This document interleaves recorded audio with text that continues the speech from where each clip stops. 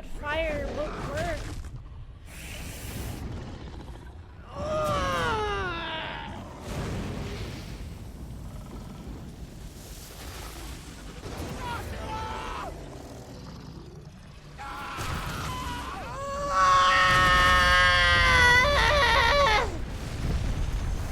Oh my god!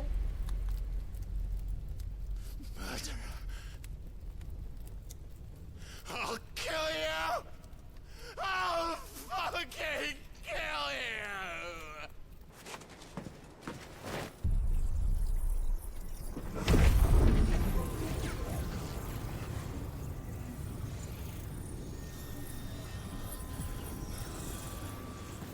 Why?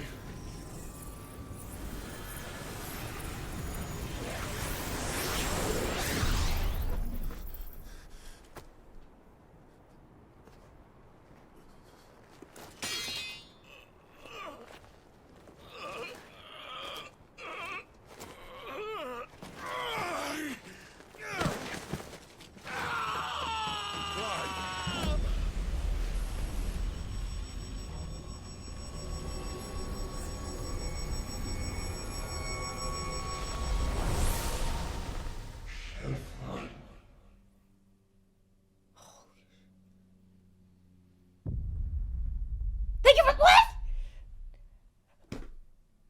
What? But what's gonna happen after that? I have to wait a whole week? Oh my god.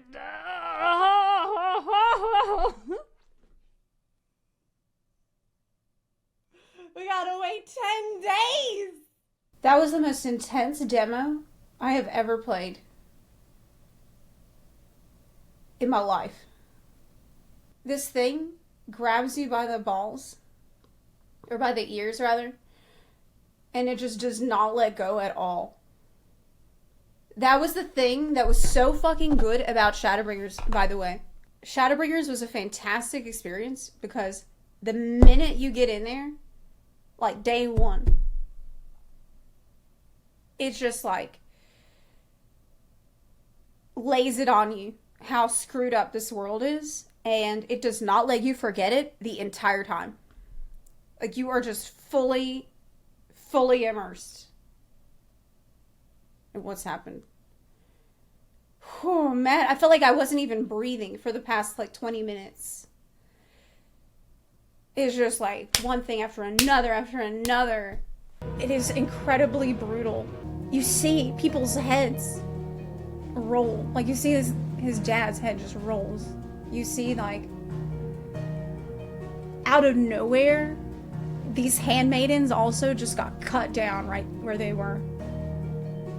It's so bloody, it's so violent, it's so gory. I really thought that kid had plot armor. But nobody's gonna have plot armor in this game. It was so fucking dark. At the same time, in spite of it being as dark as it is, and as gruesome and bloody as it is, they still managed to somehow make it feel like Final Fantasy. Like these scenes where you're like in between, like in the quiet moment, like there's quiet moments and there's loud moments. And these scenes in between where you get to know these people and you get to care about them in such a short time. It like has all the hallmarks of a really good Final Fantasy game. So it has that heart. It has the compassion there. Like, it has the struggles of people who like didn't want to get caught up in all this and don't want there to be another war and don't want the next war to be bigger and just want everyone to live in peace, right? There's that. Like there is always in Final Fantasy. But there's the reality of it too. And they do not fucking shy away from it this time. Speaking of anime, like these boss fights, man. This is the boss battles with the Icon versus Icon is so unbelievably epic. I was worried when they were talking about it before release, and they said, oh, we want this to feel like a huge spectacle, and I'm thinking, yeah, but is it gonna really feel like that?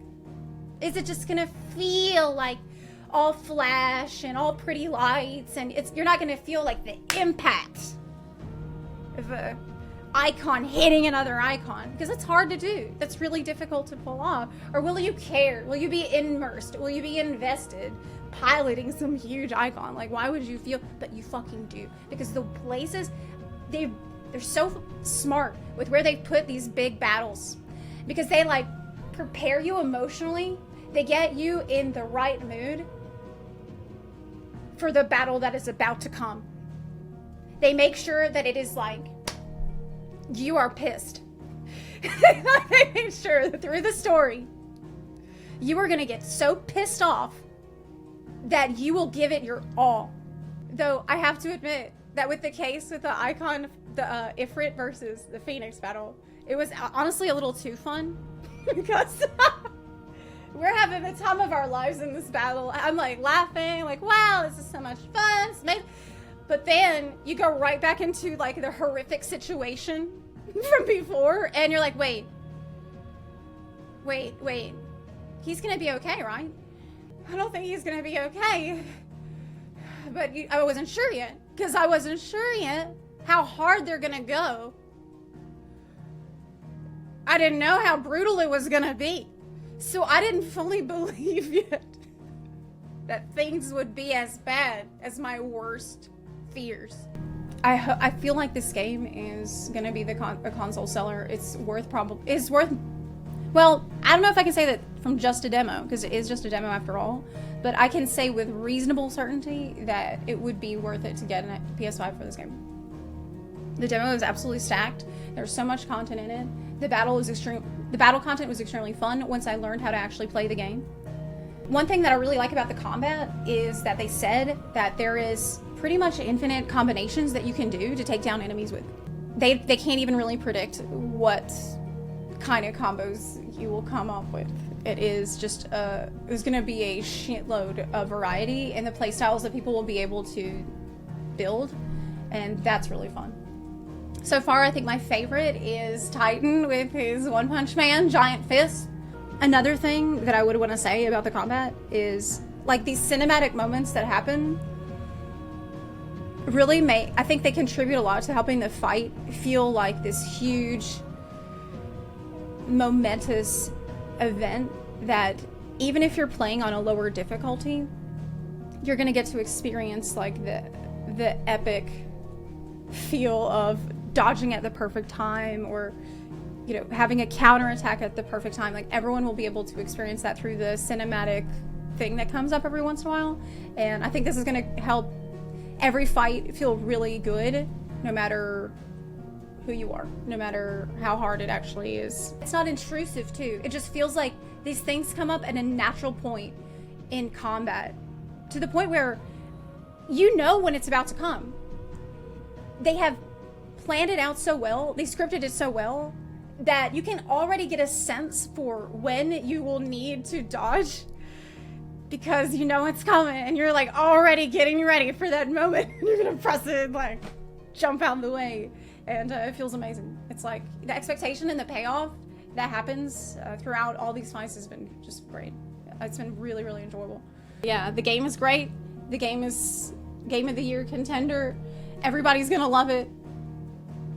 It was extremely intense and stacked demo that you should definitely play.